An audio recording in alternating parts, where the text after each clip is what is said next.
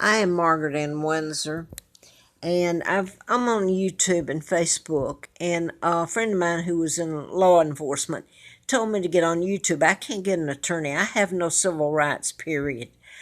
I found out in '83 after I was in a political campaign and flown out to Larry Flint's, who had been shot by a program mind control shooter in Lawrenceville, Georgia, near where I was living in Marietta, Georgia, doing a book on mind control.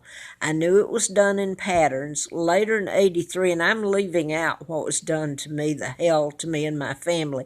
I was flown out to Flint's twice, October to his home. I spent the nights there in October of '83. I didn't win the election. It was to replace one of the doctors I had written about in the book that I tried to get published, and they tried to have me killed. Now I'm flown out to Mr. Flint's because Larry McDonald, congressman, doctor from Atlanta, was in the KAL plane that went down. The Soviets shot it down, the Russian, when it veered into their airspace August the 31st of '83. What I'm getting to here, though, is I found out my real name a little later, and about my kidnapping and who my father is and his takedown. It was all a lie. He was married to my mom, Claudia Ruth O'Keefe, who was Queen of England in in 1936. My father, it was a plot to take him down. He abdicated in '36, and my uncle George, Elizabeth's father, became a legal monarch. Wallace Simpson married an impostor. It was a character assassination. I was born 1939. My own uncles, the Rothschilds, Rockefellers, Bilderbergers, helped kidnap me. Kennedys, Joe Kennedy and his son JFK. They took me to Moulton, Alabama. The family there all know this. Rather than reporting my kidnapping, that I was kidnapped, rather than ever telling me, they had killed the twins Lina Dempsey had. They were born out of wedlock. They gave me Peggy's name. They never told me. It was a hideous upbringing. My life has been nothing but hell. And if I say this, Mark and Scott, I found out that the day I was born, I'm heir to the British crown. Then they kidnapped me. All right, my son Mark and Scott are heirs after me. I have not known where they are. It's unbelievable that it's happened in plain sight, where this country touts being land of the free and home of the brave. I've had no civil rights. They've taken my name. They have tortured me, deprived me of anything, even living, really. Penniless and running from place to place to the forest, but that doesn't, looking like a fool. I have tried to find my children again. I want to say this. And I have no funds. I'm trying to get a life insurance policy that was left me in a divorce. It takes me back to a Twyla, Joyce Pellin Childers. Okay, she helped in things that were done to me back in 1980, 81, before I was flown out to Flint's, because he did an editorial in Hustler magazine in April of '84 that said I knew who was responsible for his shooting in Lawrenceville, Georgia in '78, and he said some nice things about me.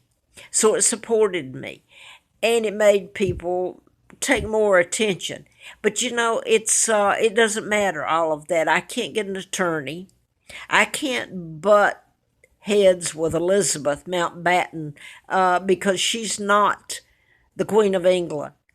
Her father stole it, had kidnapped me and take down his own brother.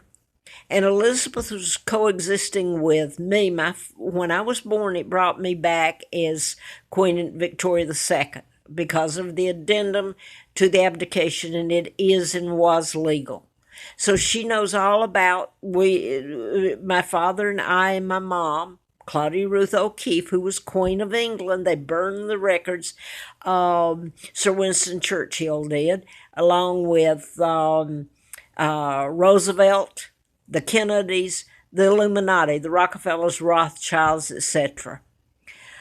Oh, they kidnapped me, but she knew about my mom. My father never married Wallace Simpson. She knew about me being kidnapped. She was right there in Buckingham Palace when I was kidnapped. What kind of people do you think that everybody's loving when they're war criminals and what they've done to me? But my family, Mark and Scott, I don't know where they are. They have done things and said things just as they did to my father. It's character assassination. It's torture that they've done to us. I was trying to locate and try to get a little money out of the life insurance policy, which I have tried before and couldn't. Now I'm told I'd have to go to probate because it's been so long.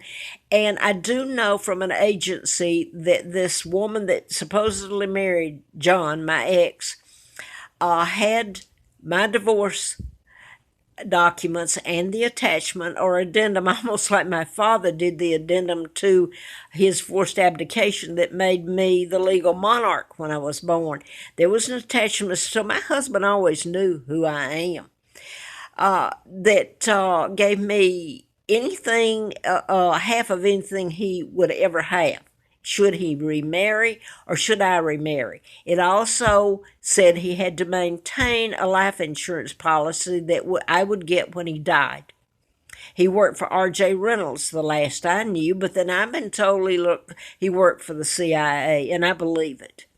Now, they tried to kill me. I'm talking about the doctors, Hardiman, that I wrote about in the book. Larry McDonald, it gets hideous, and my ex-husband, because he wouldn't have to pay alimony, and this woman got in on it, is how they tried the second time to kill me.